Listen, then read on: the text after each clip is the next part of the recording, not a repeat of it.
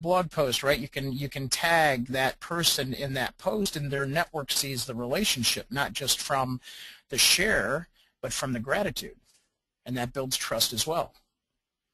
Okay, so keep writing. I know I can tell you guys are writing diligently. And then those direct messages, please don't ignore the inbox. One of the biggest things that we see is that, you know, there are people, we do a lot of LinkedIn business development training in companies, and one of the biggest things is they'll go, oh, I'll throw my Gmail account in here so I don't have to read all these messages. No, you should change it so that your messages go directly to your inbox and you can respond to people. That's business getting lost. We track that 75% of the people don't check their social inbox regularly enough, or they don't create rules in their Outlook to check it, and business is lost. 75%.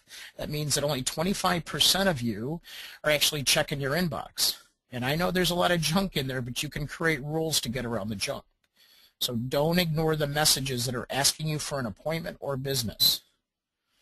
All right, the average person going through our training is getting 1 to 2 inbound appointments a day, inbound, right, once they get their network juiced up and active, okay?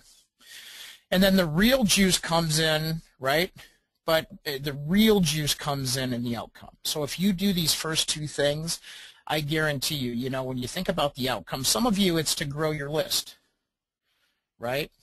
You know, some of it's to grow your contacts, and that's an asset to your company. So I consider that an outcome, right? Now it also helps you grow, but that's part of, you know, part of your outcome. So we have new connections on here, new followers, new likes, and new subscribers.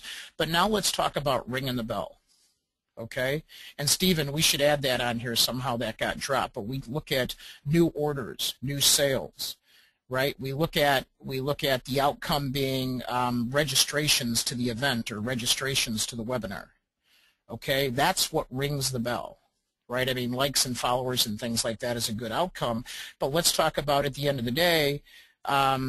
You know, we really want to make sure that we monetize this, and the only way we're going to monetize this is if money gets exchanged. So if people request a proposal, maybe you can count as downloads, right? People that download your information.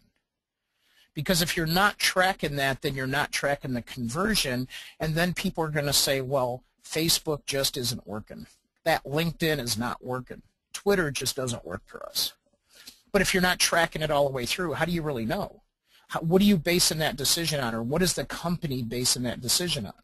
And we have people with juicy networks that get part of the way there, get to engagement, but they don't get there to celebrate the outcome. Okay, so let's talk about a couple of other real important things. Okay.